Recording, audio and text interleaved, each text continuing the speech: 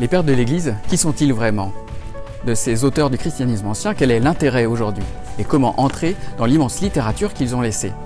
Après le premier volet de cette initiation à la lecture des pères qu'on appelle Patrologie, volet qui va jusqu'au IIIe siècle, Jérôme Faille et moi proposons le second volet consacré au IVe et Ve siècle. On dit souvent que ces deux siècles sont un âge d'or. Pourtant, les hommes de l'époque ont traversé des crises majeures telles qu'on a de la peine à les imaginer aujourd'hui.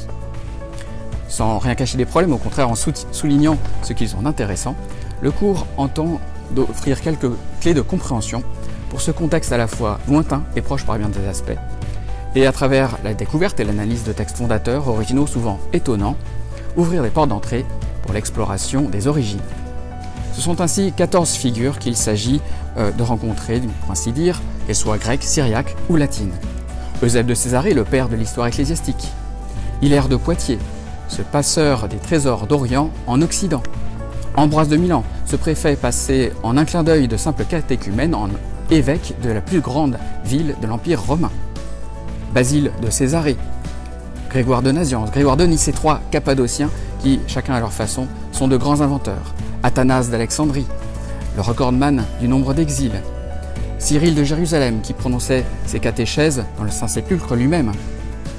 Éphrem de Nisib, ce diacre poète dont les compositions sont chantées encore aujourd'hui dans toutes les églises syriaques. Jean Chrysostome, cette bouche d'or au langage si peu conventionnel.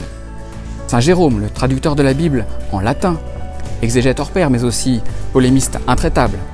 Augustin d'Hippone, l'auteur des Confessions et un théologien qui a marqué la postérité latine à jamais. Ou encore Cyril d'Alexandrie, acteur de l'histoire conciliaire et inspirateur de toute une théologie par la suite. Et enfin, Léon le Grand, le premier pape théologien de premier plan, dont on peut lire toute une collection de sermons. De chacun de ceux-là, le cours donne quelques éléments sur la vie, sur l'œuvre, avec des textes qui sont autant d'invitations à s'interroger et, pour ceux qui le veulent, à aller plus loin.